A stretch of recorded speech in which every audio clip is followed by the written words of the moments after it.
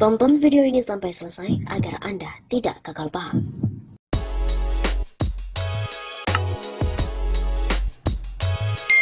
Sobat Nami Pastu Sapa, kembali bersama dengan kami untuk mengulas fakta-fakta perpolitikan dan juga informasi terkini di tanah air. Anies Baswedan ungkap strategi jika terpilih jadi presiden di Pilpres 2024. Gubernur DKI Jakarta Anies Baswedan mengungkapkan sebuah strategi jika dirinya terpilih jadi presiden di Pilpres 2024. Dikutip dari redaksi Makassar Terkini, hal tersebut diungkapkan dalam sebuah acara di TV One bersama dengan Karni Ilyas. Saat itu Karni Ilyas memberikan pertanyaan mengenai langkah yang dilakukan apabila terpilih jadi presiden. Ini Mas Anies kan dianggap sebagai salah satu calon yang potensial. Kalau Kang Emil, tadi saya masih tanya mau jadi gubernur DKI atau mau jadi presiden. Kalau Mas Anies ya udah disindir lah oleh banyak orang. Seandainya itu terkabul jadi presiden, Mas Anies mau bangun apa dulu? Ucap Karni Ilyas seperti dikutip dari redaksi Rabu 16 Februari. Kemudian Anies memberikan jawaban mengenai pertanyaan tersebut. Anies menjelaskan mengenai krisis. Dirinya menyebut krisis merupakan perubahan yang dipercepat. Krisis adalah perubahan yang dipercepat, setiap pribadi mengalami krisis. Organisasi mengalami krisis atau negara mengalami krisis. Maka sesungguhnya dia sedang mengalami perubahan yang dipercepat, kata Anies Baswedan. Lebih lanjut, Anies menyebut krisis tersebut harus dimanfaatkan untuk melakukan perubahan yang dipercepat di berbagai aspek. Jadi kita harus memanfaatkan yang disebut sebagai krisis itu untuk melakukan perubahan-perubahan yang dipercepat di berbagai aspek. Dia kemudian juga menjelaskan bahwa strateginya adalah meningkatkan kualitas perekonomian Indonesia. Perekonomian kita turun, tapi perekonomian kita turun itu bukan salah hitung. Bukan ada investasi yang salah, bukan ada kebijakan yang salah, tapi ekonomi kita turun karena mobilitas penduduk dibatasi, interaksi dibatasi. Sehingga transaksi yang sifatnya langsung itu turun, tapi transaksi yang tidak face-to-face mengalami lonjakan. Anies menyebut perlu melakukan penataan ulang perekonomian di Indonesia. Ini kesempatan bagi kita sebagai bangsa untuk melakukan penataan ulang atas perekonomian itu. Perekonomian ini semua ikut sumbang, ada yang bawa modal uang, ada yang bawa modal tenaga, ada yang bawa modal teknologi, ada yang bawa modal tanah, ada yang bawa modal macam-macam masuklah dalam sebuah perekonomian. Anies juga menjelaskan, dari sisi tersebut nantinya ada distribusi pendapatan. Lalu dari situ ada distribusi pendapatan, ada yang dapatnya banyak, ada yang dapatnya sedikit. Nah, ketika terjadi krisis ini berhenti semua, kita ingin meningkatkannya lagi. Maka kita harus meningkatkan kualitas perekonomian kita. Bukan saja perekonomian yang berorientasi pada pertumbuhan yang cepat, tapi juga pertumbuhan yang berkualitas. Begitu ungkap Anies.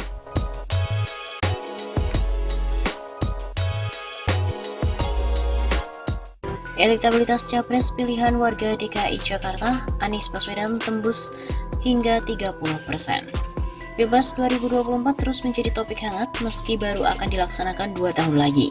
Dalam survei bertajuk Survei Evaluasi Kinerja Pemprov DKI Jakarta dan Peta Politik menuju Pilgub 2024 yang diadakan oleh lembaga Survei Populi Center, ada 22 nama yang diajukan sebagai Capres 2024. Capres ini merupakan pilihan masyarakat DKI Jakarta. Dalam pertanyaan terbuka atau top of mind yang diajukan kepada masyarakat DKI Jakarta terkait dengan tokoh yang akan dipilih sebagai presiden jika Pilpres dilakukan pada hari ini, Anies menduduki posisi teratas dengan elektabilitas sebesar 29,0%.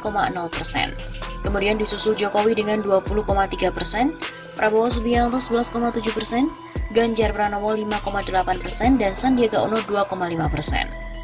Pada pertanyaan terbuka, Anies Baswedan menjadi tokoh yang paling banyak dipilih oleh masyarakat sebagai presiden apabila pemilihan presiden dilakukan pada hari ini, dengan angka mencapai 29%. Kemudian ada disusul Joko Widodo 20,3%, Prabowo Subianto 11,7%, Ganjar Pranowo 5,8%, Sandiaga Uno 2,5%, Ridwan Kamil 1,7%, dan Ahok 1,2%. Ungkap hasil survei Populi Center Rabu 9 Februari. Sementara Tri Risma hari ini, Andika Perkasa, Erick Thohir, SBY, Najwa Shihab, Gatot Nurmantio, AHY, hingga Erlangga Hartarto mendapatkan persentase di bawah 1%. Nama tokoh lain mendapatkan persentase di bawah 1%, adapun sebesar 22,8% responden tidak merespon pertanyaan ini, masuk kategori tidak tahu atau tidak menjawab. Sementara dalam simulasi 10 tokoh capres, Anies juga kembali menduduki posisi teratas dengan persentase mencapai 34,8%. Disusul Ganjar dengan 18,2%, Prabowo 14,0%, Sandiaga 6,7%, dan Ridwan Kamil 6,2%. AHY 4,3%, Jenderal Andika Perkasa 4,2%, Erick Thohir 3,7%, Erlangga 1,5%, dan Puan 0,5%. Adapun sebesar 5% responden belum memutuskan pilihan dan sebesar 1% menolak untuk menjawab. Kemudian dalam simulasi 3 tokoh, Anies lagi-lagi menempati posisi teratas dengan persentase 45,5%, Ganjar 27,5%, Prabowo 20,8%, kemudian belum memutuskan 4,8% dan menolak untuk menjawab 1,3%. Pada simulasi 2 tokoh, Anies Baswedan menjadi tokoh yang paling banyak dipilih sebagai presiden dengan 59,8%, disusul oleh Ganjar dengan 33,3%. Adapun sebesar 6% menyatakan belum memutuskan dan sebesar 0,8% menyatakan menolak menjawab. Survei dilakukan dengan metodologi wawancara tatap muka dan menggunakan aplikasi Survei Populi Center di 60 kelurahan yang tersebar di DKI Jakarta pada 26 Januari sampai 1 Februari. Besaran sampel adalah 600 responden yang dipilih secara acak bertingkat atau multi-stage random sampling dengan margin of error 4,0% pada tingkat kepercayaan 95%.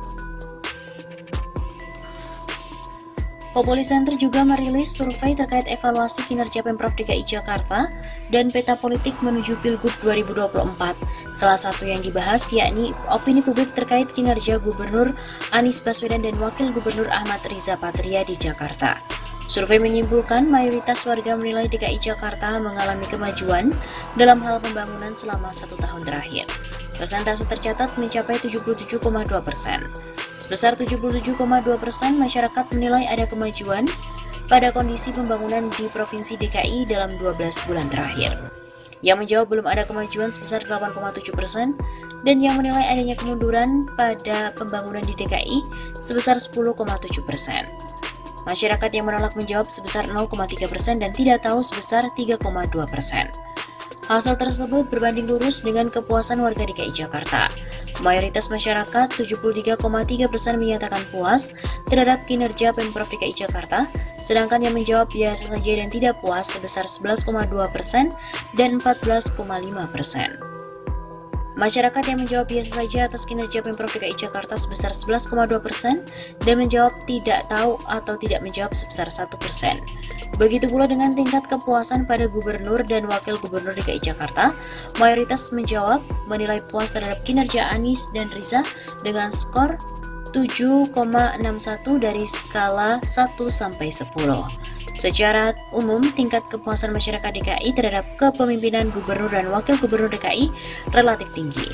Rata-rata tingkat kepuasan ada pada angka 7,61 dari skala 1 sampai 10 dan akumulasi skor 6 sampai 10 sebesar 86%. Survei yang dilakukan pada 26 Januari sampai 1 Februari 2022 ini melibatkan 600 responden di 60 kelurahan DKI Jakarta.